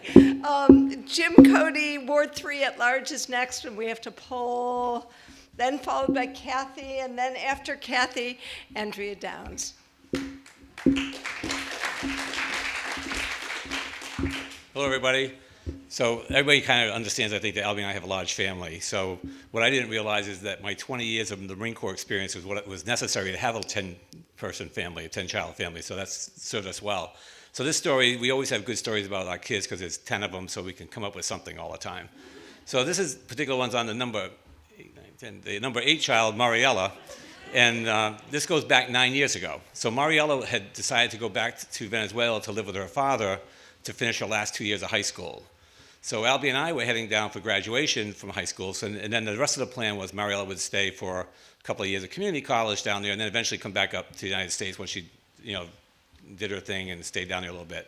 So when we went down there for graduation, it was summertime, and it's warm. We were in a little town called La Fria, And it got the name La Fria because it wasn't actually cold. It was actually the opposite. And it was a border town with Colombia way out in the middle of nowhere. So the family had a farm down there. So she was down there on the family farm, so we went down to see her there. When we got there, Albie and I realized that the situation in Venezuela this is 9 years ago, was deteriorating very rapidly. So there were a lot of services that were no longer in place. You weren't guaranteed security at this point. So there's a lot of things that were going on. So Albie and I kind of, very confident. We walk around town. Clearly, we were two strangers in town. La Fria has a population of about 10,000 people, maybe, if they all come to town that day. And people could kind of notice us and see us around. So we decided, Mariella can't stay here, so we'll take her back to the States now. So we start the process. We talk to her dad and say, look, where's her passports and all this stuff? We got to go get her a ticket. He said, a little problem with that. I didn't renew her passport. I totally didn't get to it. We would have had to go to Caracas, the embassy, and we just didn't renew her passport, so it's not renewed. So Albie's really gung-ho, and there's nothing that says, you say no to her. If she's not thinking no, it's not a no, right? So okay, we're just going to get a passport. So we get on to this little place where they happen to have internet. We made an appointment with the U.S. Embassy in Caracas for like 2 days from then, because that's how long it's going to take us to get there.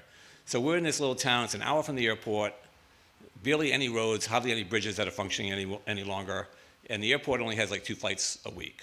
So we can't get a flight out to Caracas, so the next thing is a bus. So I don't know if anybody's ever been in a third world country bus out in the middle of nowhere. It's kind of an interesting experience.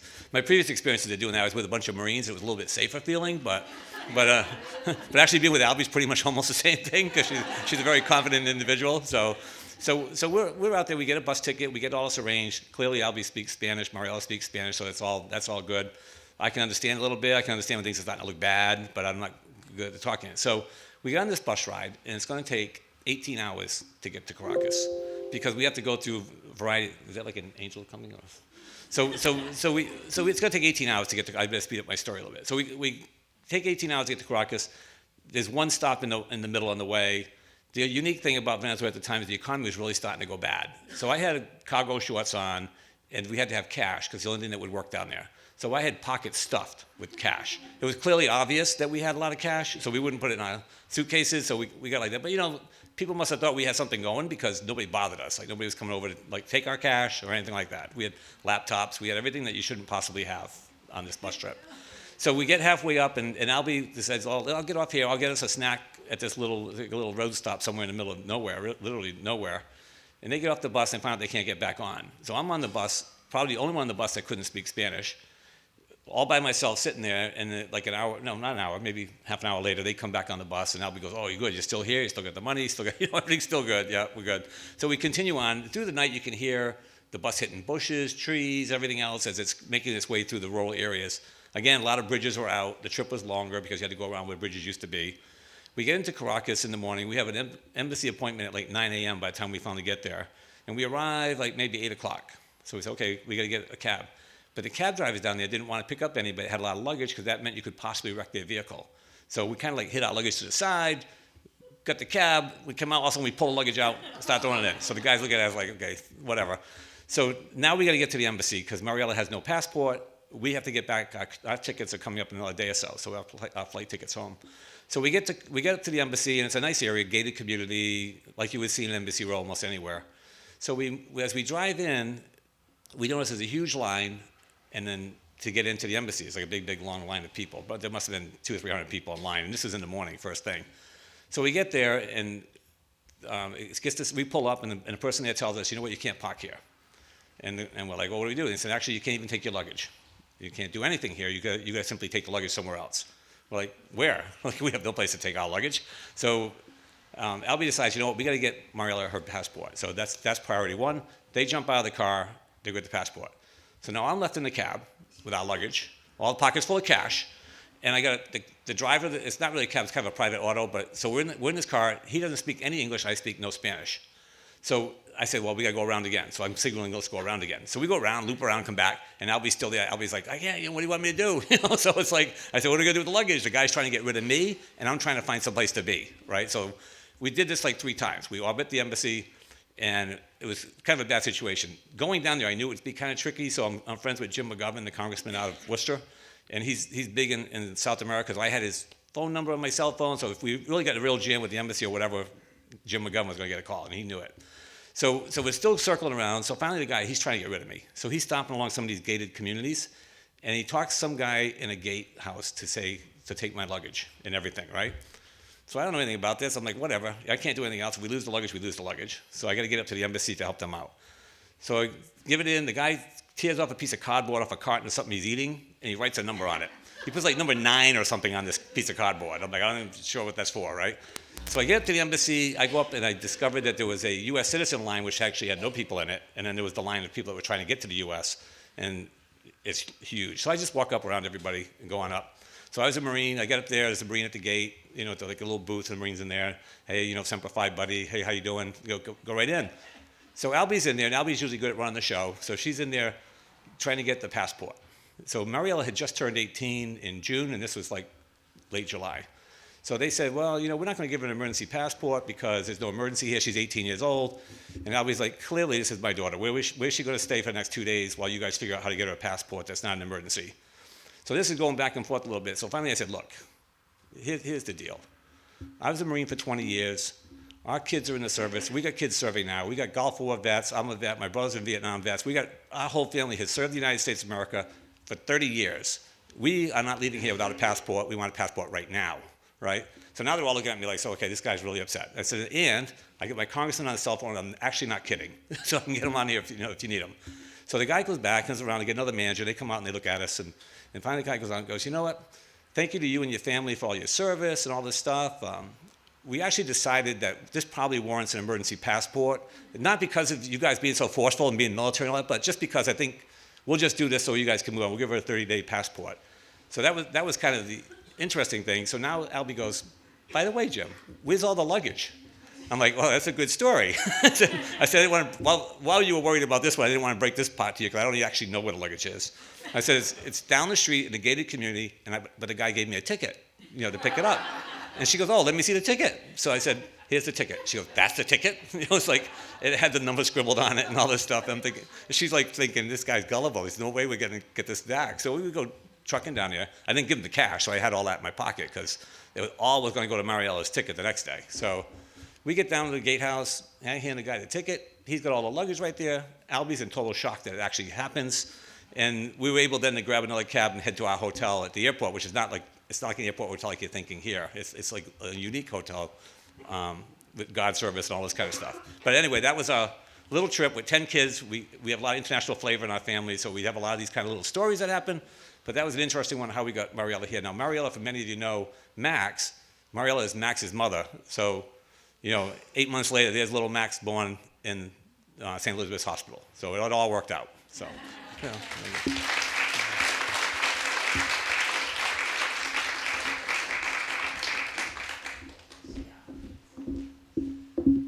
Okay, we're counting the Marines as part of the fire police ambulance. Cathy Winter's Ward 5, the ward seat, you're next, and then Andrea, and then Susan Albright, you're after that.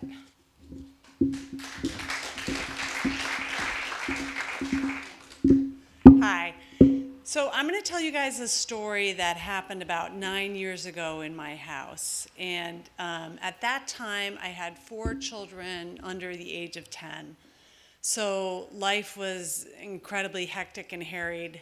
I know Jim and Albie are sitting there thinking lightweights. But for me, it was hectic. And on this particular evening, it was a busy night. My daughter had a softball game. I was trying to get the kids fed and organized in time to get everyone off to the softball game. My husband was held up at work, so I'm kind of annoyed. I'm dealing with all this on my own. And I've got dinner on the table. I'm calling the kids into the table, and my youngest, Bear, who's 3 years old, who is a really loud, boisterous fellow, never an unspoken thought. He's the last one to come. And so I yell up to him. I said, Bear, wash your hands. Come on down for dinner. And so he goes in the bathroom, and he screams out, Mom, the toilet's so disgusting. You've got to come see. And 2 of my kids are boys, right? And so for those of you who have boys, little boys are super fun. They're great, but they're also really disgusting.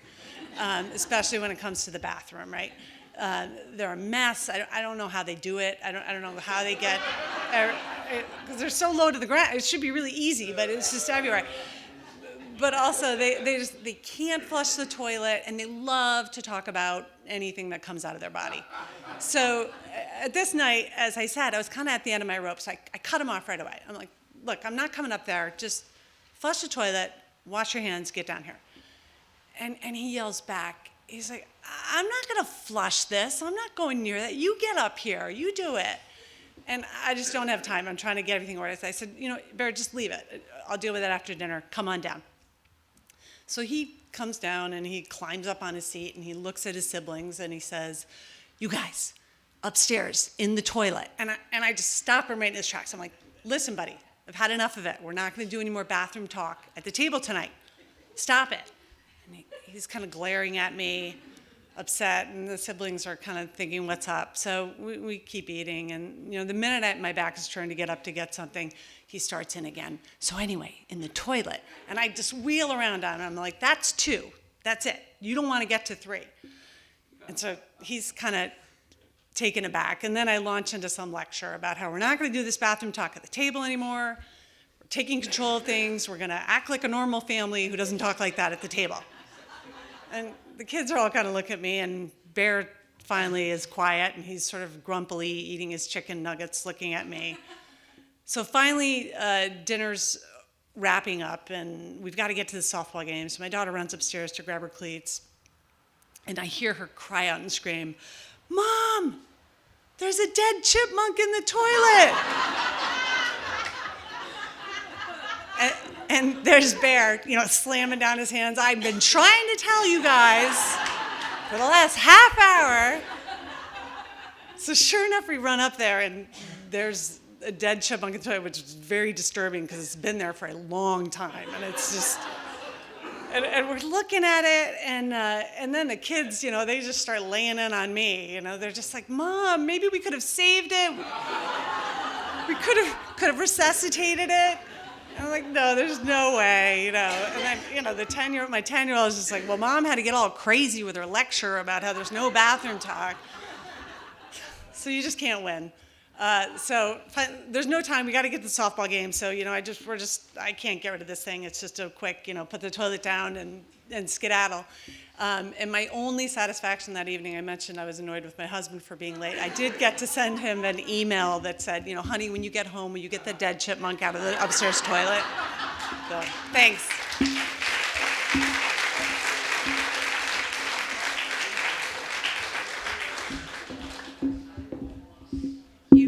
She should have called the Newton Fire Department, right? Andrea Downs, Ward 5 at large, Susan, and then we have Bill Humphrey. You're up after that.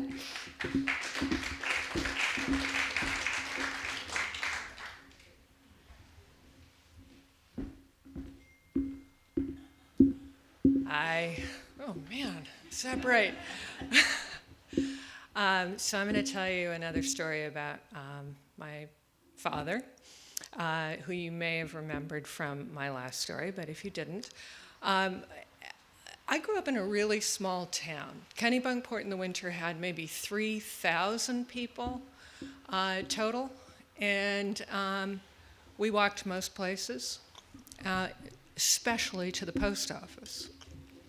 So it was a really odd day when my mother drove us to the next town over in order to mail a letter. And it was even more odd when she swore me to secrecy.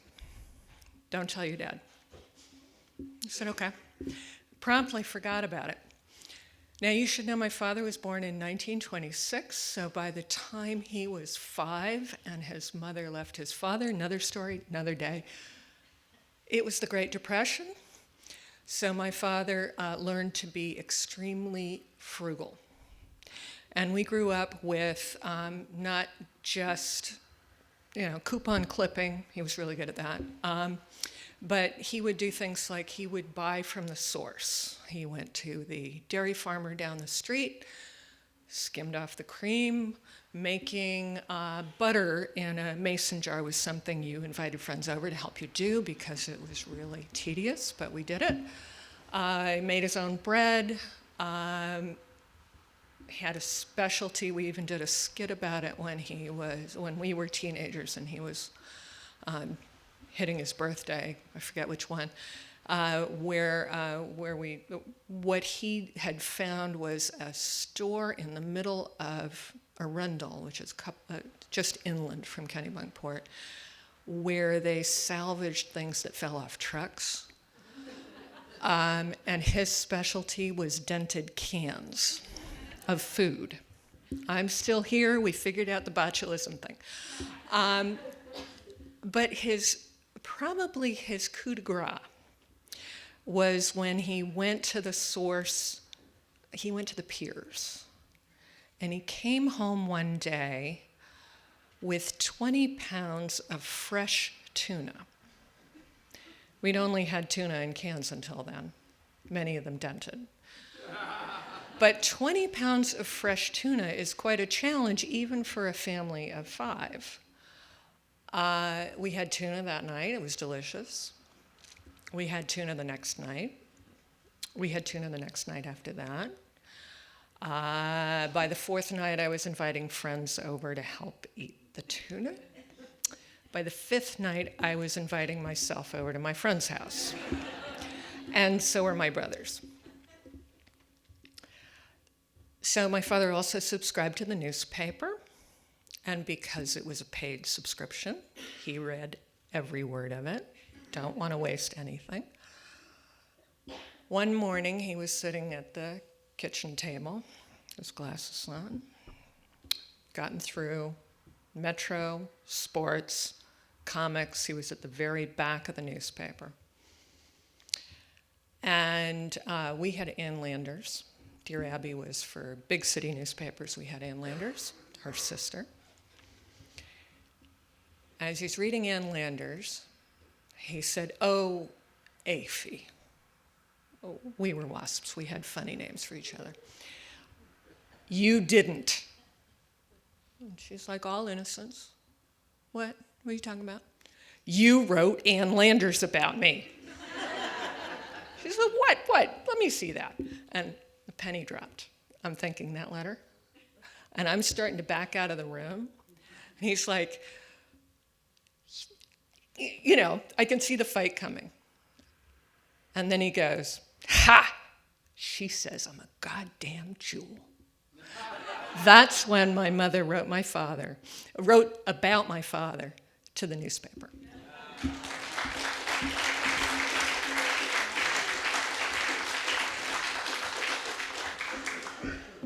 Very nice. Welcome Susan Albright, Ward 2 at large, then Bill, and then we're going to Jake Ockenclass.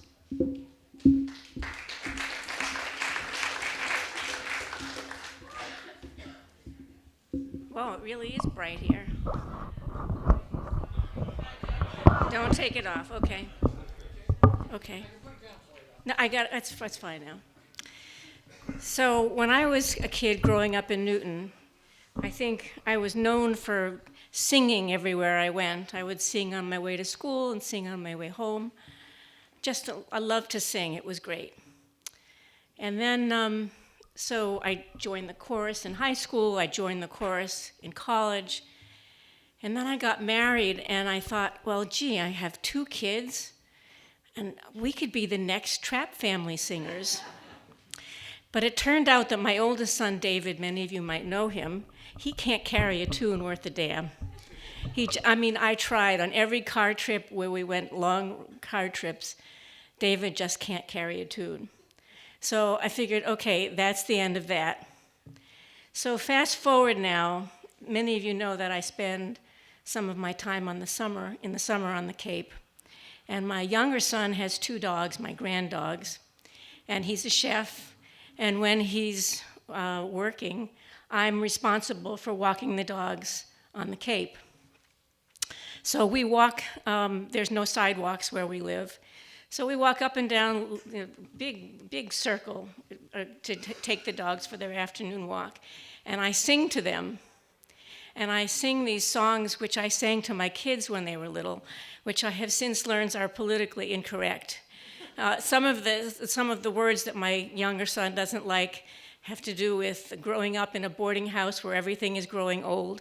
Silver threads among the butter, and the bread is green with mold, and it goes downhill from there. But I sing these songs to the dogs, and I don't know if they like it or not, but I'm happy. So last summer, I decided, okay, dogs, there's 2 of them, Lily and Sam. Also, they are known as my campaign interns. So I said, okay, we're going to sing around this summer.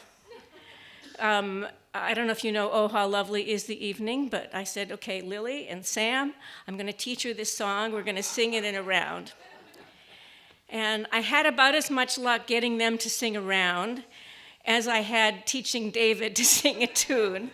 So it really wasn't very successful. But what I'd like to do, I'd like to sing this song once for you, and then I would like to divide you up into 3 groups.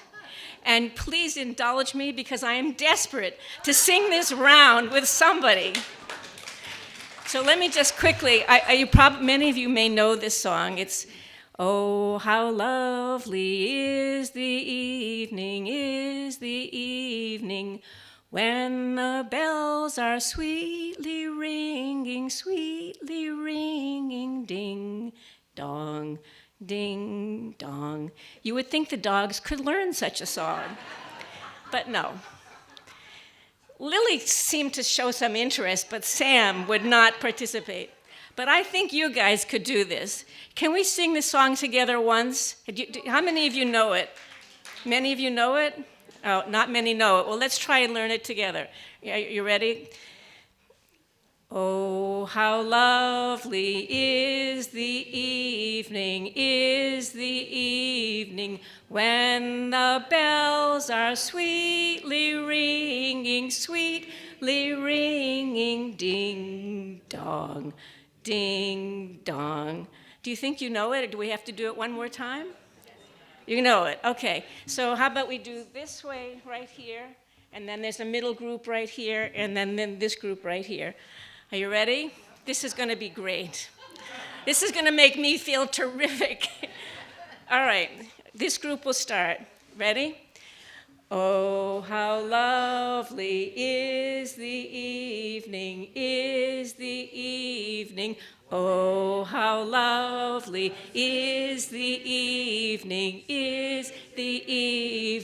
Oh, how lovely is the evening,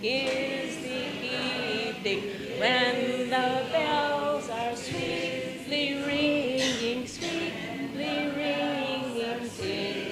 dong, ding dong.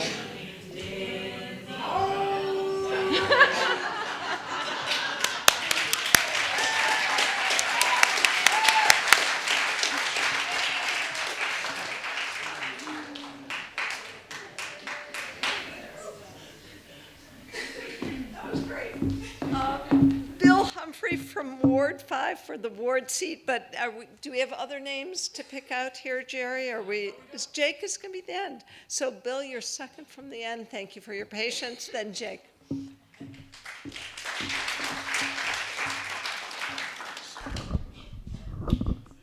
Well, the mayor started earlier with a Dickens reference. This one's going to be Great Expectations.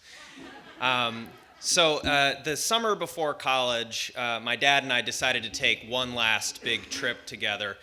We had taken a lot of trips over the years. He was a public transportation planner, and we had gone all over the country probably at least 20 or more times by train to ride various light rail systems and commuter rail systems.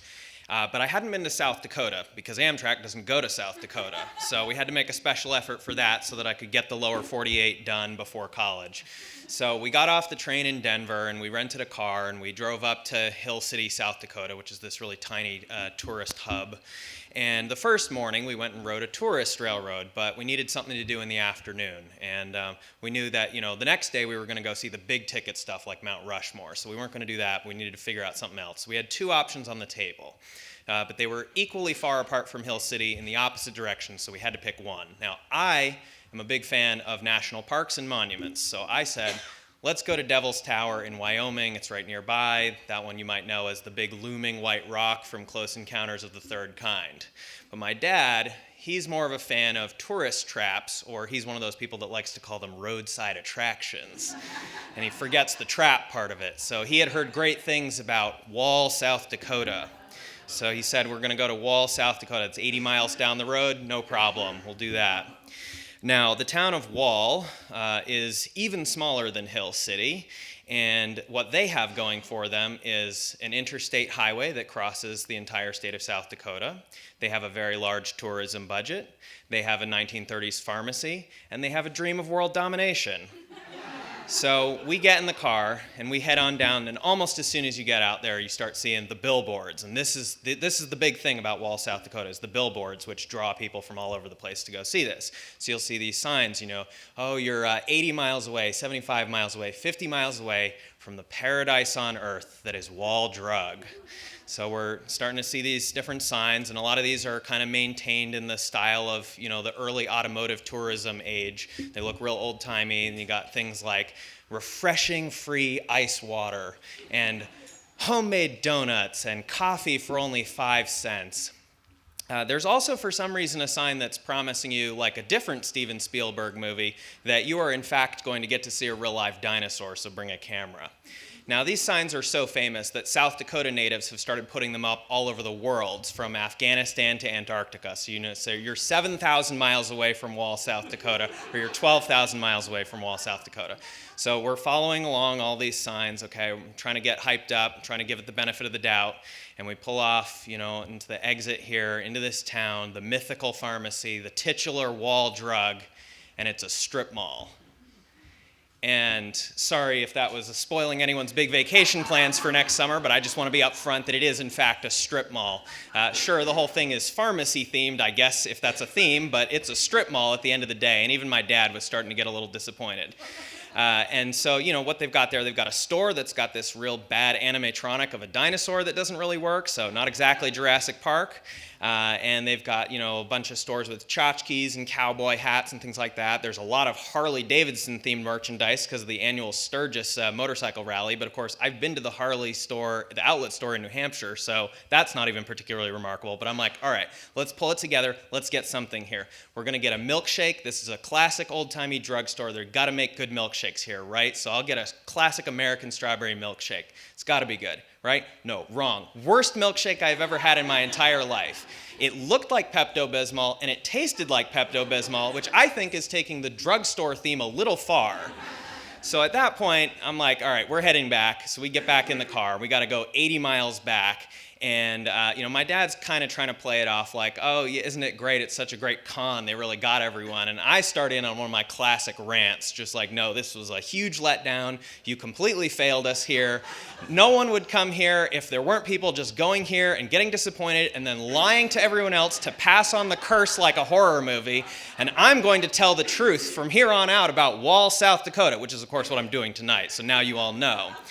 But my dad pretty quickly also starts to turn on this because one of those huge Great Plains thunderstorms rolls in as we're driving along this exposed 80 miles of highway back to Hill City. And there's rain coming down, you can barely see anything, and you've got the trucks roaring past, and the wind is buffeting back and forth, and I think he's starting to think we're going to die in a tornado or something. And I was like, well, I'm going to help out this situation by reminding you that we could have gone to Devil's Tower. Thank you.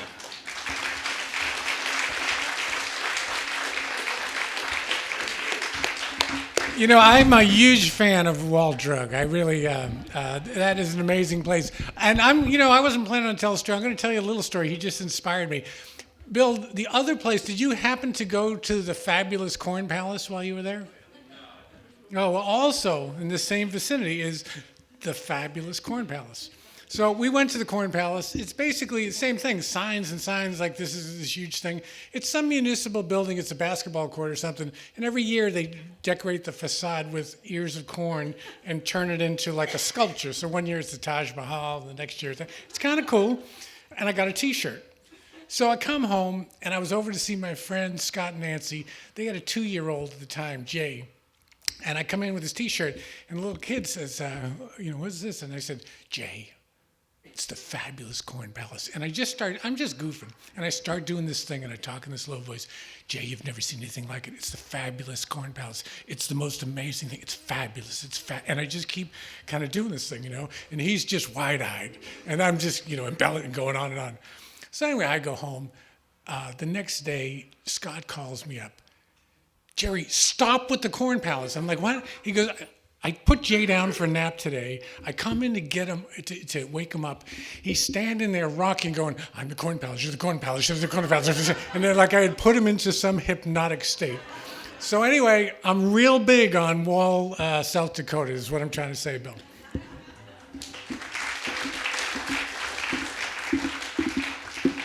Jerry has to set up something for Jake. So how about we do the closer now, which is to say, isn't this why you love Newton? We are lucky to be able to vote for candidates like this who have such humanity, such good hearts. Thank you all to the candidates. It's not easy doing this. Thank you for being candidates and for running and offering yourself up to represent us. And with that, our last candidate of the night, Jake Ockenclass, Ward 2 at large.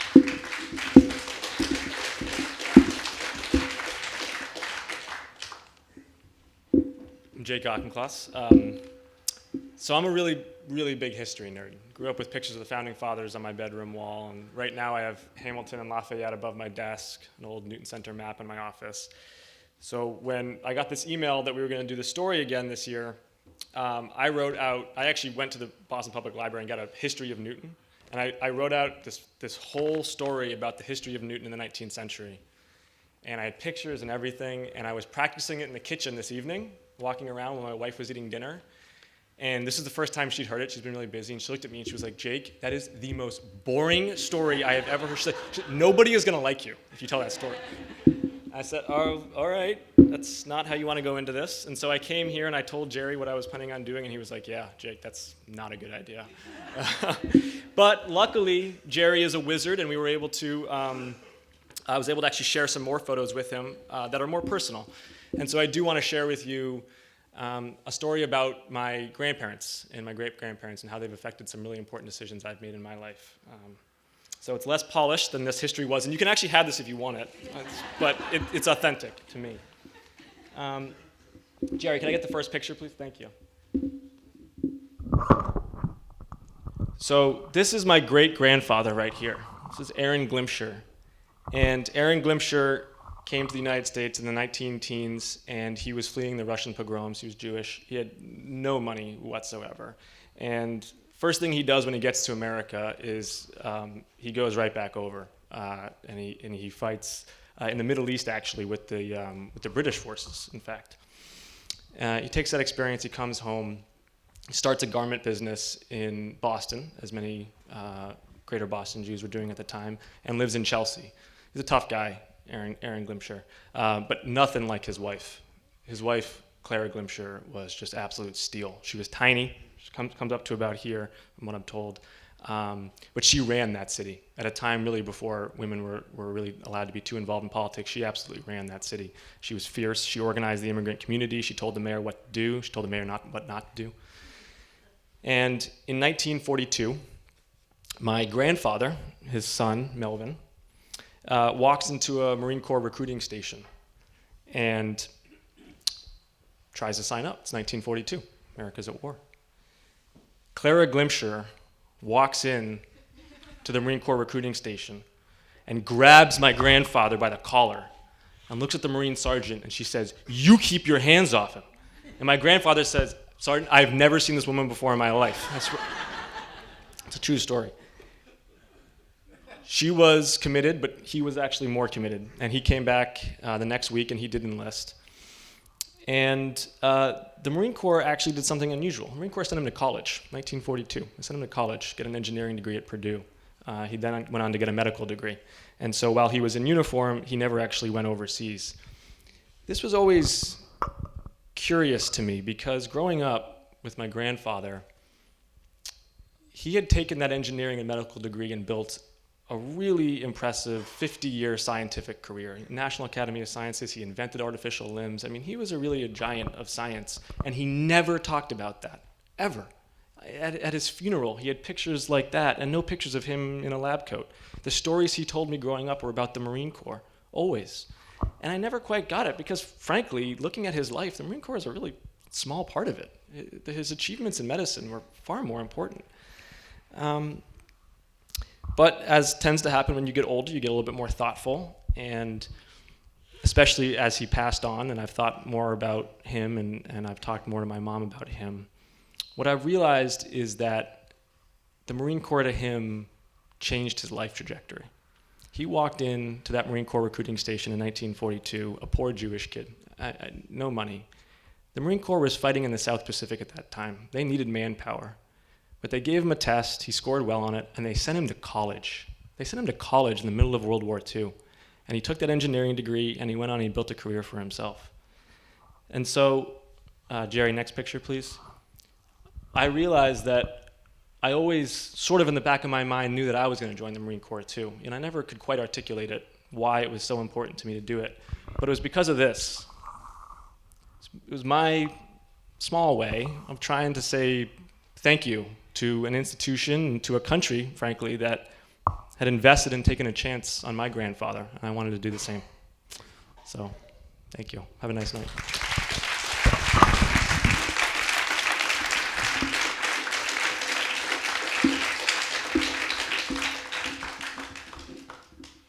Can we get all the storytellers up here? Come on up. Line them up.